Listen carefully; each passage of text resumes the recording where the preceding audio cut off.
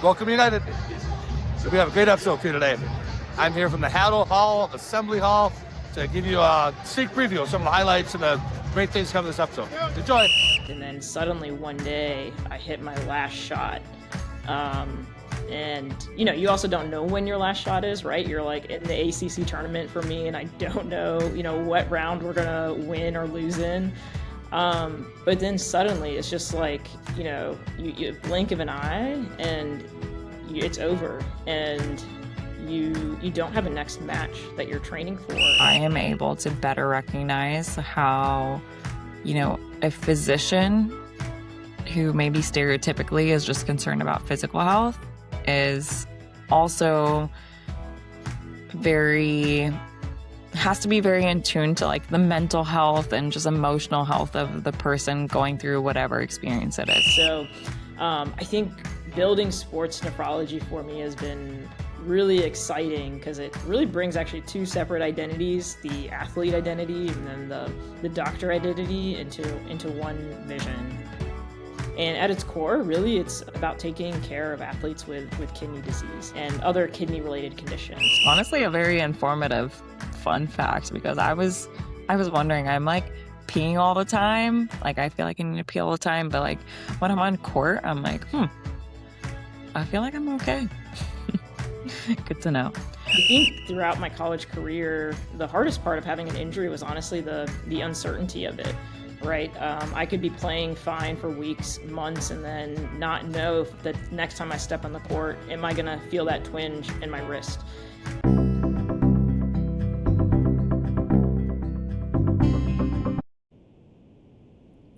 Hi, everyone. Welcome to the United Podcast presented by Indiana University's Counseling and Sport Psych Ph.D. program. We call ourselves Big Team. This podcast centers around athlete mental health and performance. My name is Mehvish Safdar. I am a Big Team member, and I am your host for this week's episode. I am super excited to bring on a very special guest in more ways than one. It is my sister and doubles partner, Dr. Komal Safdar, who is actually just a few miles away from me in Durham, North Carolina, but we're doing this virtually right now. So say hi, Komal. Thanks so much for having me here today. Super excited. Yes. And so to honor IU's undefeated football team, we are all starting off our podcast episodes by showing a clip of Coach Signetti to like segue introductions. Yeah, it's pretty simple. I win. Google me. All right. Short clip, but what I want to ask is, if someone were to Google you, what might they find about Dr. Komal Safdar? Yeah, well, first of all, I think, you know, some of our stories are going to overlap, so some of this might be some of your story as well. But, you know, for me, I grew up in Cincinnati, Ohio. My parents were immigrants from Pakistan and honestly had no concept or idea of youth sports in America. And we started all playing tennis together as a family in our apartment complex, and soon started playing competitive tennis. Was playing junior tennis, traveling the country by the age of 10, and then was fortunate enough to earn a scholarship to Syracuse University, where I played Division I tennis for all 4 years. Great experience, some rocky parts with, you know, some wrist injuries and surgeries. And so I think that was kind of a first glimpse of some mental setbacks. Was pre-med at the same time, and decided to apply to medical school after that. And so went to VCU, graduated in 2020, and that was an experience, graduating in the middle, or really the start of the COVID-19 pandemic, and starting as a doctor in training during that time. And so I completed my internal medicine residency training at Duke, stayed on for fellowship, currently finishing up my nephrology fellowship, which is the kidneys, and through my residency, ended up discovering pickleball and playing professional pickleball as well, which has brought tons of meaning.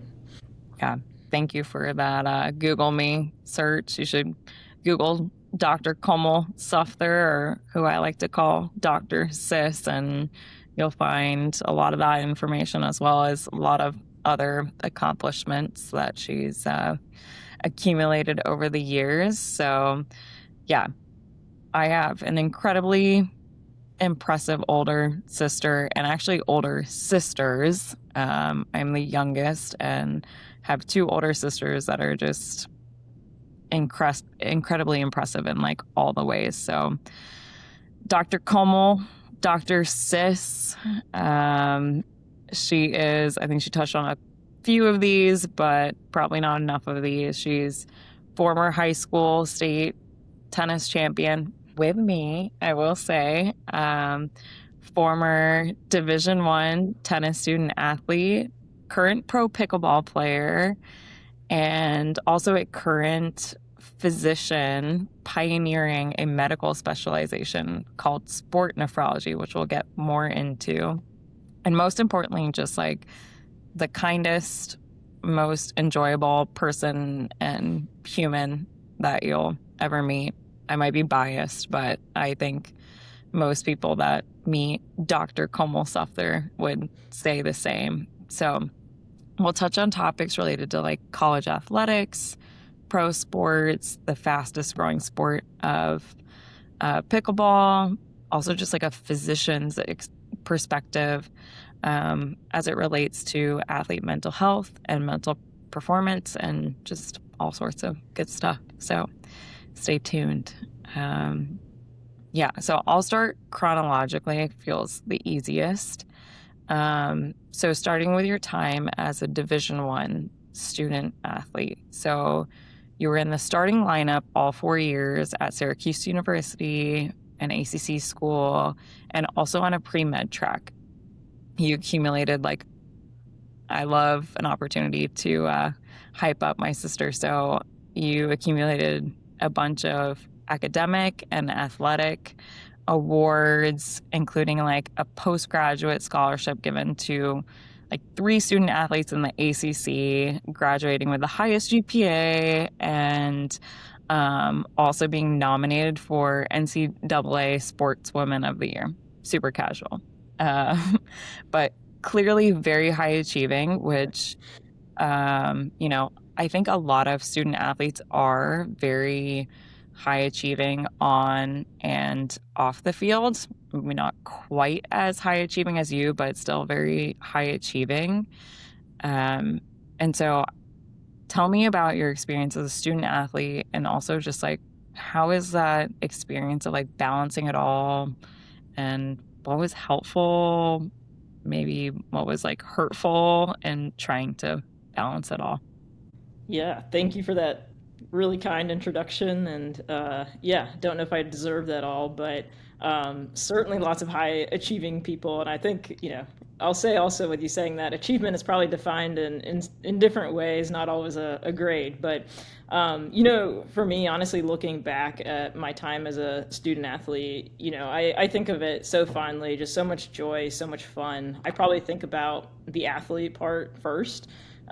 Just the times on the road trips, the matches, the dinners, the relationships I made with my teammates, who are still some of my best friends today, honestly. And then really the student part. So I was pre-med, as you mentioned, majoring in biochemistry, actually minored in psychology. And it was certainly demanding. It was a lot to balance. I think required a lot of structure and time management, really planning my weeks like 2 weeks in advance, making use of, every 20 minutes I had between class, or, studying at the airports, getting up early. But I think the thing that made it all, doable was, one, I think staying busy probably just made me more productive in itself. But I think it was also just genuinely really enjoying both aspects, the sports aspect and then the tennis aspect, the pre-med aspect.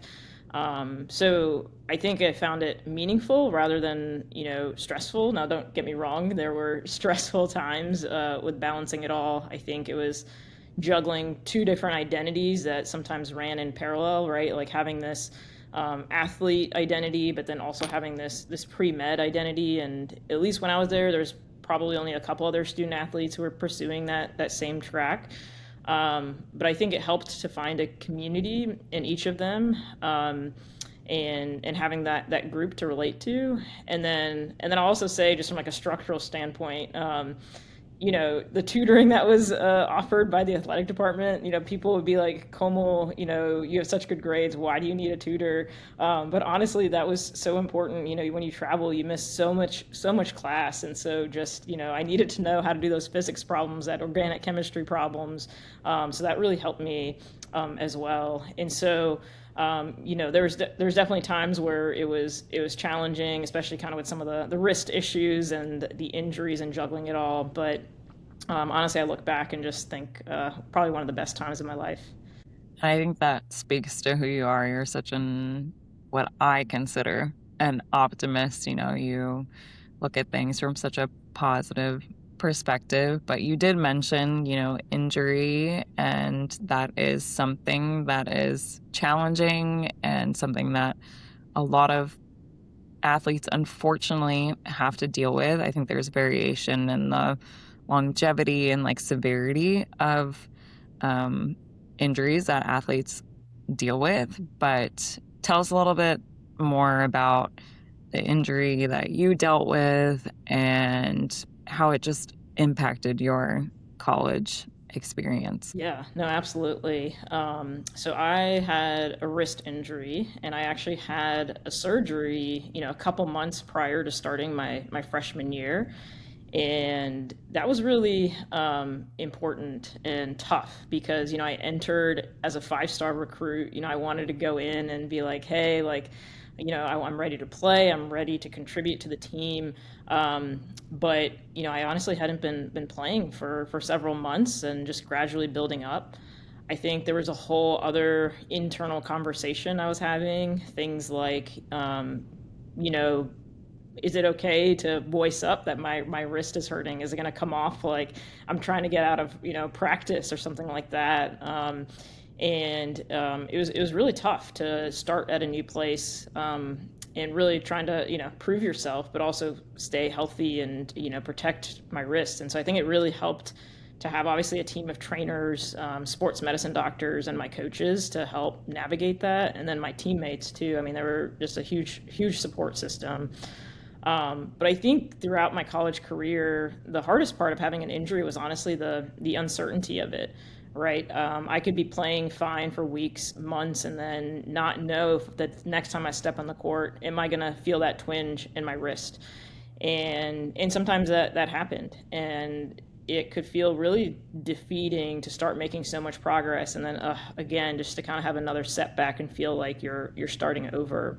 And it's really tough when you're achieving for really high goals and wanting to put the work in, but something like an injury is preventing that.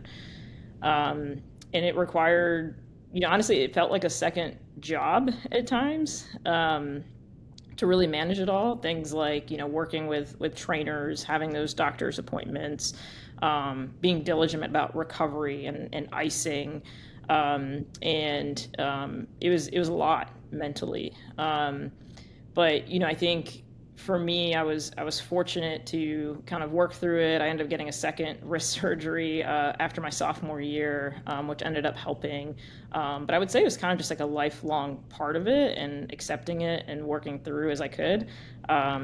There's definitely some tears, and one time, we were talking about a medical leave, and honestly, that was really scary because being an athlete was a huge part of my identity, and I honestly could not imagine not being a collegiate athlete and a tennis player. So it's really helpful to have a support system. I wish I had a sports psychologist because that would have really helped me out, I think. Love that plug of a sports psychologist in there. But yeah, no, it's very unfortunate that you had to experience the injury that you did. And I also think it's very unfortunate that it's a typical experience for athletes. Again, I think there's a range of longevity and severity of injuries that athletes face, but it is a common experience that athletes face. And it's not only a physical battle, but it's a mental battle as well. So yeah, I appreciate you speaking to that. And that is a field of a specialization of sports psychology that we are really attending to because it's so prevalent and so, yeah, just relevant to so many athletes, and it's a battle. So then from that, you did your college tennis experience, endured, a lot of resiliency through that. And then you are now playing professional pickleball. But something I want to talk to you about was just that transition also from, collegiate sport to regular life. Talk to me about that transition. Yeah, I think that's such a great question. And I think it was probably one of the toughest transitions, unexpectedly in some ways. And I know I'm talking about this like it's past tense, but it's actually still something that I think about, even with playing professional pickleball, because it looks different at this stage in life, no matter what. And, it's kind of crazy to go from, all the teammates, the coaches, the environment, and then suddenly one day I hit my last shot. And, you also don't know when your last shot is, right? You're like in the ACC tournament for me, and I don't know, what round we're going to win or lose in. But then suddenly it's just like, you blink of an eye and it's over, and you don't have a next match that you're training for. You don't have your teammates, you don't have that community around you anymore.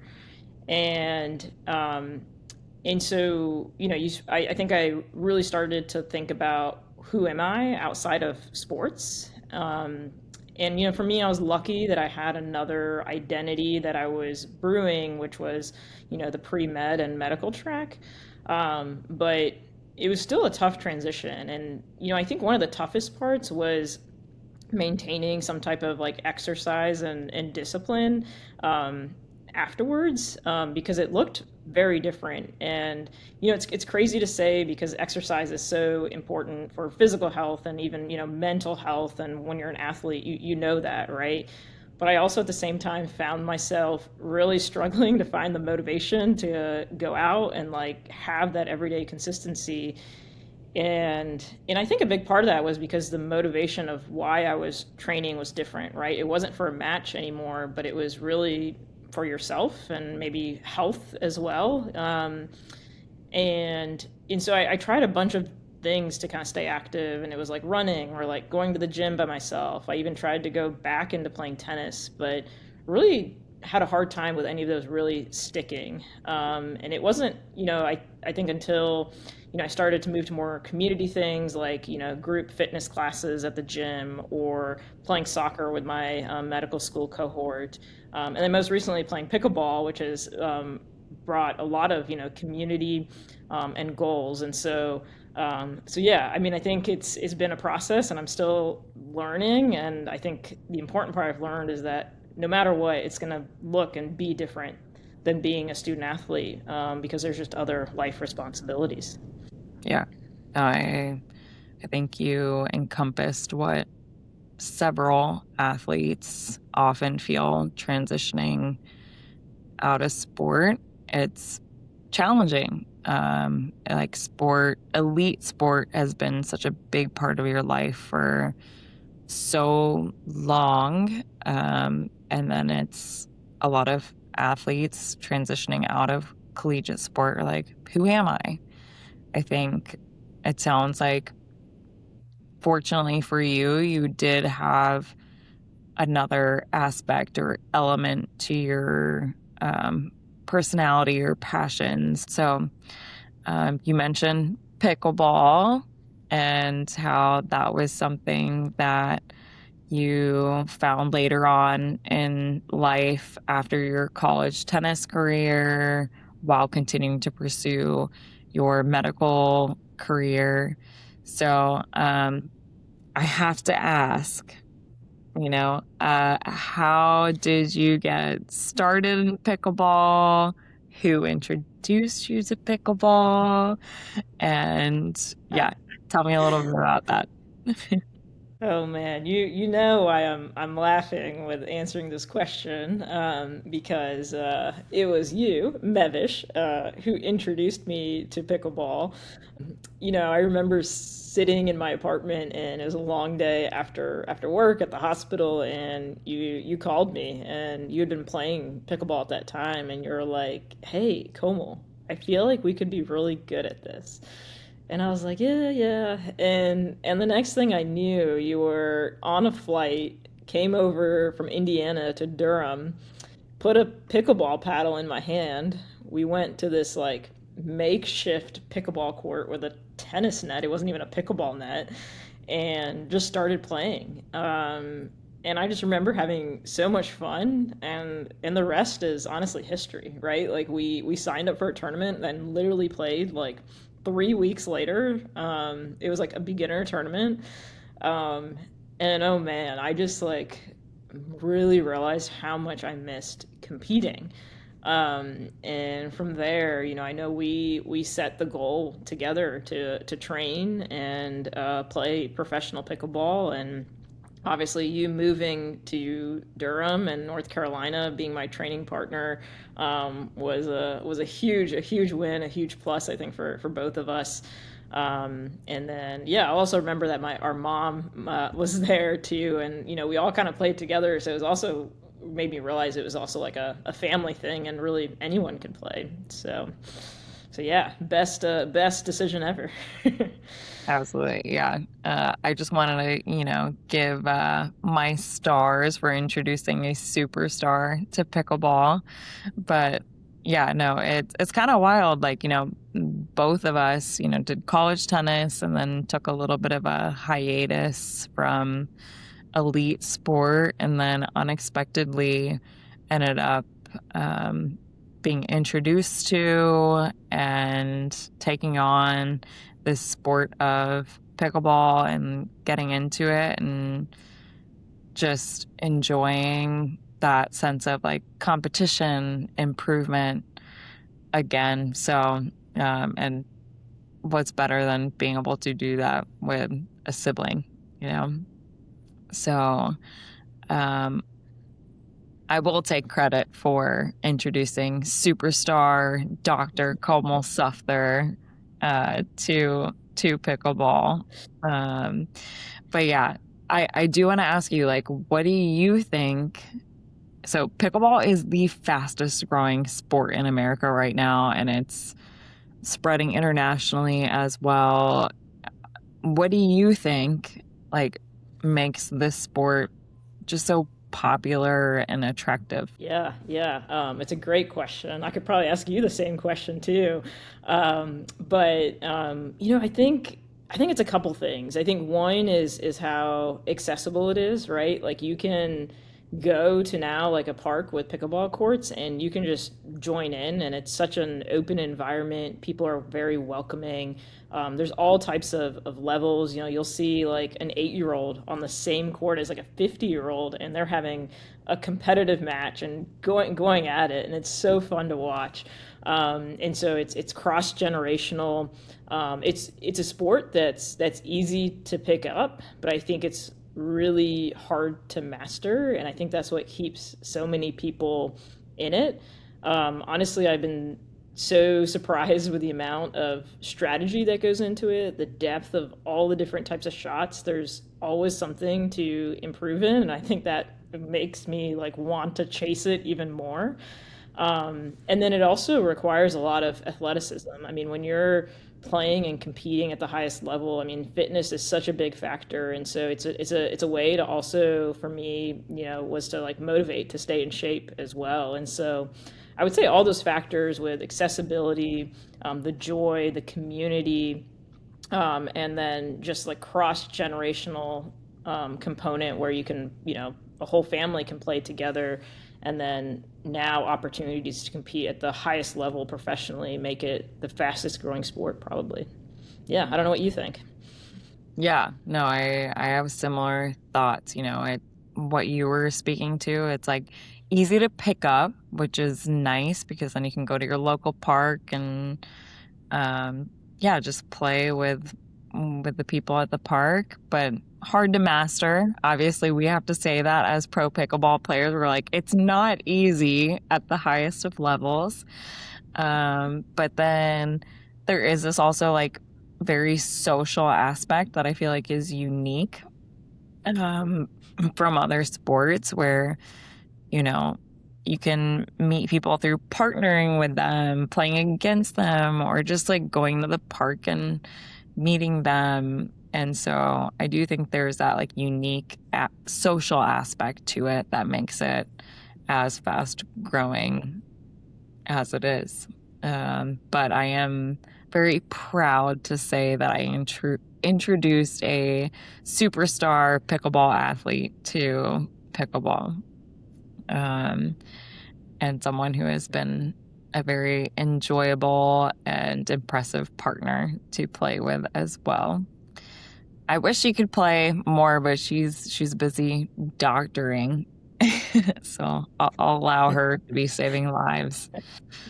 Okay, so another really cool thing about Komal is that she just recently went to Pakistan, which is our family heritage, and she coached some of the first clinics in Pakistan and also went to youth schools and just like introduced the sport and promoted the sport. So tell us a little bit about that experience and just, yeah, any reflections you had, how you feel like pickleball or sport is influential on a global level. Yeah. No, thanks for asking this question. Honestly, going to Pakistan this last month was probably one of the most meaningful experiences I've had.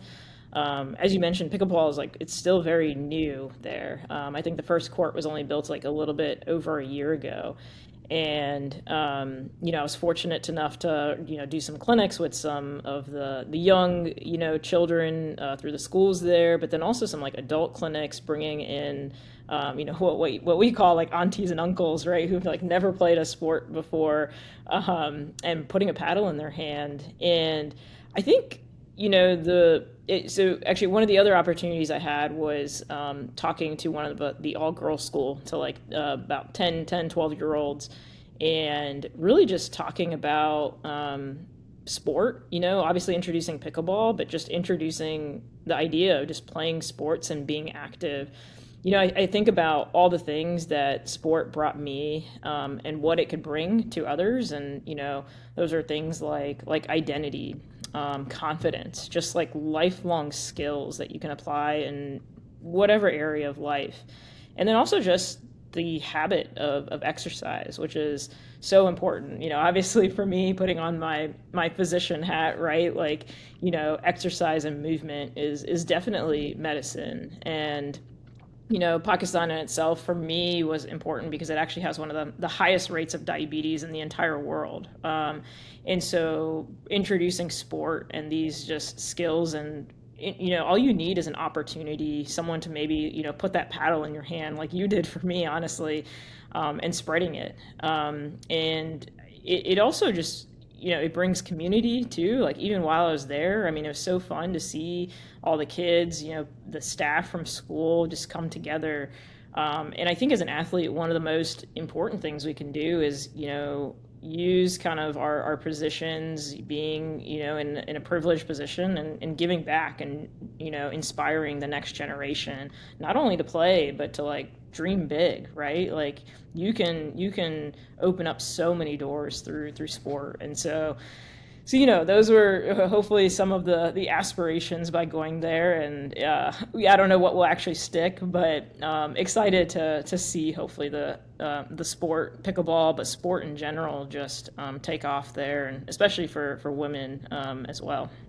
Yeah, and I think it's one of those things where you're always surprised by what ends up sticking and the impact that you made. And I believe that you probably made a very big impact by going over there and just speaking to sport, speaking to exercise, speaking to, yeah, just making an impact. So, yeah, like you said, I personally think like sport is great for just exercise, and we know exercise is great for so many reasons, physical health, mental health, but you know, I think it's also just so important for learning so many like life lessons as well. It's like a microcosm of the world. And I just think sport is a very great vehicle for a lot of things. I think it, again, provides a lot of like life lessons. And I also think it's very uniting in a world where, you know, there can be a lot of chaos and tension, but sport helps like unite a lot of people from different ethnicities and countries and backgrounds. And I just think that's like one of the most powerful things about sport. And I just love that you know, went to Pakistan, a place that's like a third world country, you know, maybe women in sports isn't as much of a thing, and you encouraged it and inspired the like possibility of it. So, hopefully me and you one day can run a clinic in Pakistan together. It's a long travel journey, but maybe I'm willing to make it with you. We'll do it. It'll be fun.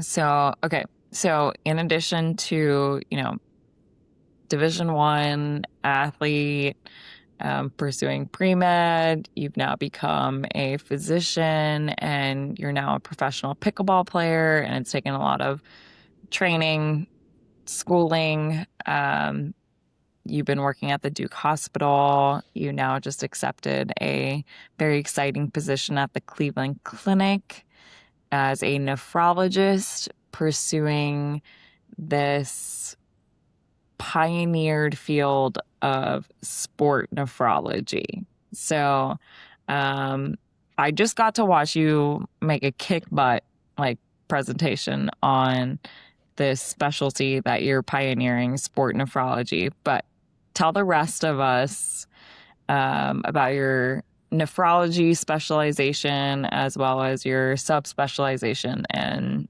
sport nephrology as it relates to like people, athletes.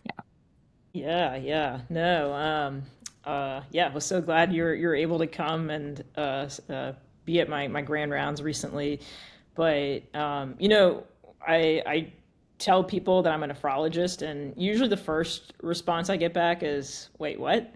And so most people don't know what a nephrologist is, and that is completely okay. But it's the study of the kidneys, and so.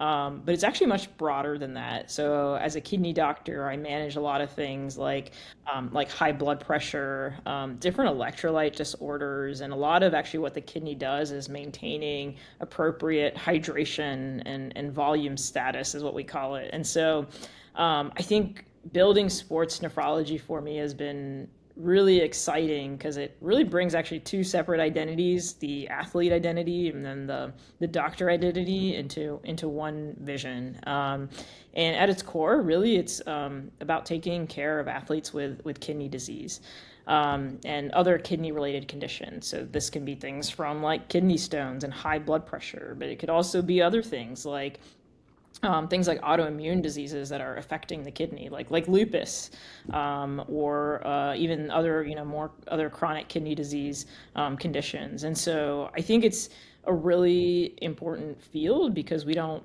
talk a ton about, chronic disease and chronic illness in athletes, but it certainly exists. And it's just another layer of complexity. And so for me, when it's, I think about my philosophy as a physician, and I would say this is probably a philosophy for most physicians, but it's in the end, it's not really about treating a disease. It's about treating a person, and really eliciting those goals from patients. And a lot of times those goals are sports or staying active in some type of exercise. And so for me, developing this field, and by the way, there's pieces of it that definitely exist. I guess I'm trying to just bring it together into something more formal.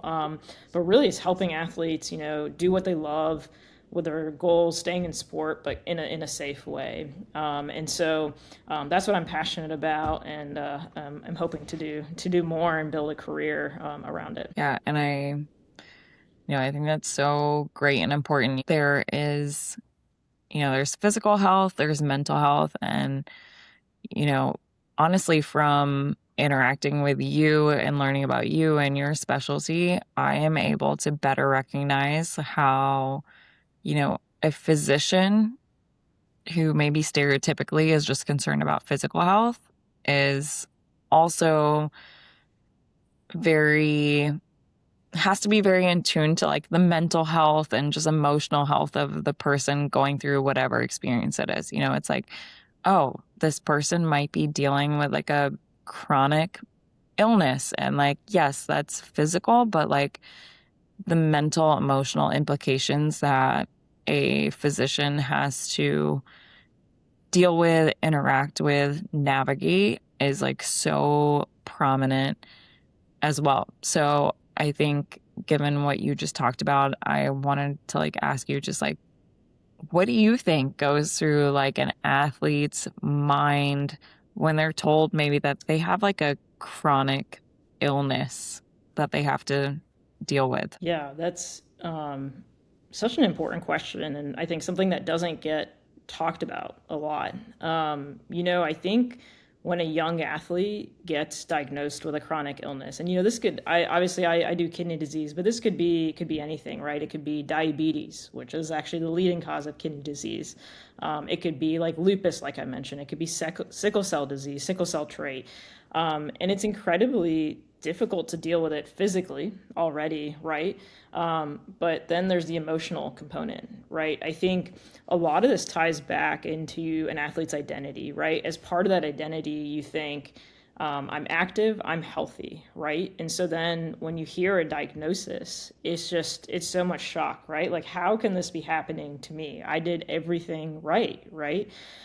And I think another part of it that's challenging, right? When you hit a roadblock in your sport, I'm not hitting my forehand as well. You go back to the training court, you go back to training, you are like, get better at it, put work into it. If I put work into it, I'll get better, right? But when it comes to chronic illness, it's actually not that simple and pretty complex. And it can require a lot of patience, and it can be really frustrating. And I think another big part of it is that it's probably something isolating, right? Like in your immediate environment, you might be the only athlete who's dealing with some type of chronic disease, right? And so, like, it's not the most common thing, but it's certainly something that exists. And I think it's been helpful, through like different types of like social media and advocacy, that there's more awareness, but it can be really lonely, to know everything that you're doing to try to maintain that, with the medications, slight difference, not even slight, often major difference in your lifestyle and approach. And I think an underlying question on all of this is, can I still play my sport, and how will that look? And that can be a really scary question. And so I think obviously at the end, it always goes back to talking to your doctor. But I think oftentimes it means, you can still play the sport, but approaching it differently. Obviously, every situation is different. So this is not me giving medical advice. But I think that's why it's made me really passionate about helping athletes, and people who have exercise really dear to their heart to help navigate that, and those conversations. Yeah. I mean, like, just sitting in on your presentation the other day and whatnot, I'm like, man, this is such a important, relevant field to athletes that like hasn't really been identified, what you've coined as sport nephrology. But it really is essentially just continuing to attend to like athletes' health at a very like specialized manner. And it's one of the reasons that I chose to bring you on. I mean, there's multiple reasons why I chose to bring you on. I think you are just a superstar, Division I athlete, also a medical professional that is now trying to also like specifically help athletes in their performance and their health and the things that just are unique to their body, their health.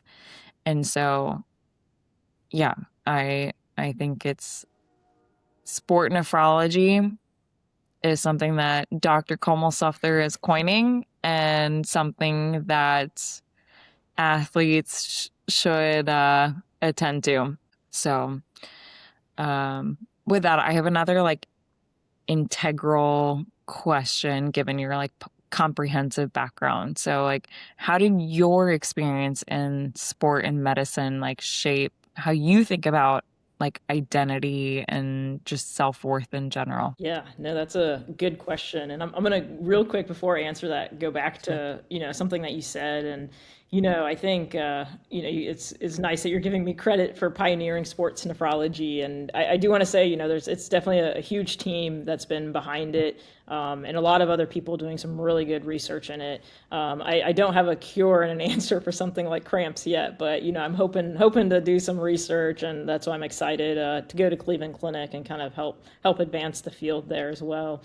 But going back to your question about identity, that is such a great question. I've talked about identity a lot today, being as an athlete, and then also later, now as a doctor.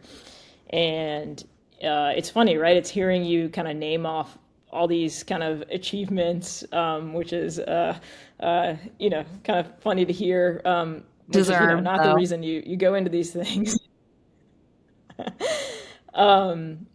But I think what's been really important for me to learn, and something that I'm learning actually, is that it's really important not to tie achievements, outcomes in sports, to something like self-worth, right? I think it's really important that you remember that each person, like myself and you,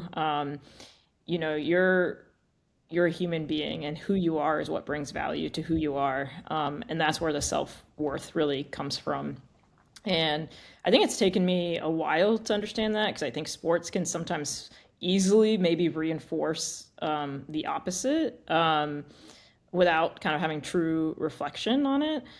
And just like an example, right? Like if you go and, you play a match and you're not happy with how you played, or you lose a really important match, like in the finals. And, this has definitely happened to me, right? Losing in the state finals, losing in that, tiebreaker match where my teammates were relying on me to win for our team to win. And it's really easy to, I think it's appropriate, right? You can get angry and have that emotion and be upset about it. But I think it's tricky when some of that self-criticism kind of starts attacking you as a person and an individual. And I think at first I thought it was a fine line balance between the two, but now I think I understand that it's actually a different concept where, we are the hardest on ourselves often as athletes, but actually it's important to respond with kindness to yourself and self-compassion, because that is what allows you to then have that growth and respond to that inner anger, which is totally okay, right? It's because you care so much about it, right? It's funny, people tell me like, oh, you're a doctor, you must have so much perspective and never get angry on the court. And I'm just like, When I'm in the moment, and this is something that I've trained for, even now, it's, I do have feelings where I get upset or frustrated. And I think it's because I care, right? I want to win. And so you can have all the perspective in the world, the things that I see, in the hospital, definitely grounding, but it doesn't change the fact of what's right in front of you and competing. And so I think that's my kind of long-winded answer to say is that, you can, certainly be a critic and, wanting to improve. And I think that's so important for the growth as a sport or even any profession. But using it through a way of being nice to yourself. There's no reason to be hard on yourself and tie that into who you are and what your self-worth is. So I think that's something that I'm still learning. And really what I'm trying to say is that your worth doesn't come from achievement. It comes from who you are. So, yeah. So well said. Maybe you should have become a sport psychologist instead of a nephrologist, sport nephrologist. But no, it really is. No, It's very I've seen well. the training that has required for you to become a sports psychologist, and honestly have so much so much respect for the things that you go through for this training, and such a reminder, right? All of this is so important. It's so intertwined. So anyways, huge props to you and anyone else in sports psychology. A really needed field. So We appreciate you saying that. Yeah, it is one of those things where, when you were talking, I was like, there's the player, but there's the person, and they're very integrated in the way that they function. It's important to treat the player as a person as well. Like we're human, kind of similar to what you were saying. Like I'm in the field of sports psychology, so people are like, she probably acts super, appropriately on court and whatnot. But it's like, yes, I do my best to like have the mindset that is optimal for my performance, but like I'm human, like we have human emotions that are just inevitable, and that's just part of it. So I really appreciate you speaking to the humanness of the athlete as well. So, and it's great, honestly, speaking to you, and I chose you as the person to speak to for a variety of reasons. I'm like, it's my sis, and she's just a superstar, but just like your comprehensive background, it's like you've got a really elite sport background, and then you're also a part of the medical field. You're a physician with like an alternative perspective. So I just think we are very fortunate to have you on this podcast to give us like a very holistic perspective on human athlete performance and mental health. But with that, to change gears a little bit, I've got some rapid fire questions. Okay. You ready? okay. Okay. I think so. You got this. All right. So a mental tip for an athlete. Don't forget your why. Favorite quote. You miss 100% of the shots you don't take. And I remember your very artistic work on that. Favorite kidney fun fact. Ooh, okay. So many. So your kidneys actually filter 180 liters of your blood every single day, but they actually reabsorb most of it. So that's why you're not constantly peeing.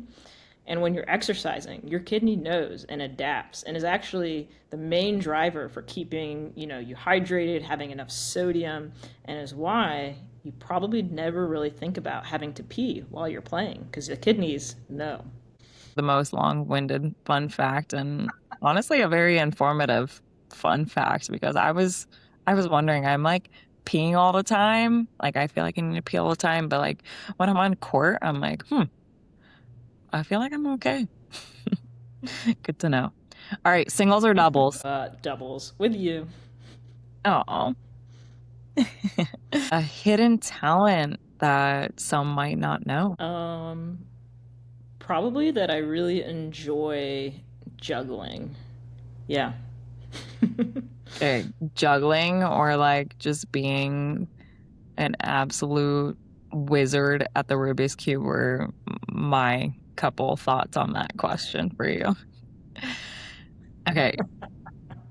If not tennis or pickleball, what sport? Probably soccer. You were pretty bad. I don't think I can say cuss words on this, but you know what I'm saying. At soccer.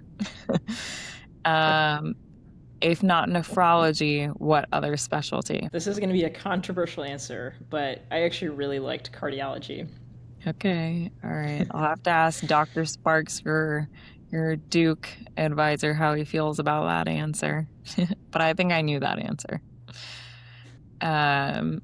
Okay, favorite sport moment? Definitely winning the Ohio State doubles championship with you as my doubles partner. Just such a great moment. Sport, family, everything. Yeah. I did not tell her to say that, but I was hoping she would say that. Okay, and then favorite doubles partner. There's a correct answer. Oh my God. You're just totally setting this up. Mehvish Safdar. No, but for real, my tennis partner and now my pickleball partner. So Let's go. Okay, there was only one correct answer there, and you got it correct. Okay, so anyways, with that, obviously we've learned a lot about Dr. Sis, and she's a very busy human being, so I am thankful that we're able to get her on the United podcast. So thank you for joining us. I think, hearing your just story and perspectives with what I find like very impressive, relevant, unique background that you have is just very good insight into athletes' health and performance on a very like holistic perspective. So very much appreciate you being on here. Yeah, no, thank you so much for having me. This has honestly been such a great experience, and like I said, just have so much appreciation for you and really the field of sports psychology. And maybe I'm thinking I should get myself a sports psychologist. It's not too late, although you're always going to be free advice for me. But but yeah, I think that just, again, I think it might sound like I have some things figured out, but this is really an ongoing journey. And so, yeah, thank you so much. And looking forward to future collaborations. Our first professional collab. Nice. All right. Thanks, Dr. Sis. Thank you. Third overtime, 44-41. And a touchdown wins it. Snap back to Hilinski. Drops back. Has time. Passes left. Caught, made at the catchment of the 20-yard line. Morrow to the 10. Runs for the win. Dives for the pylon. Touchdown, Washington State.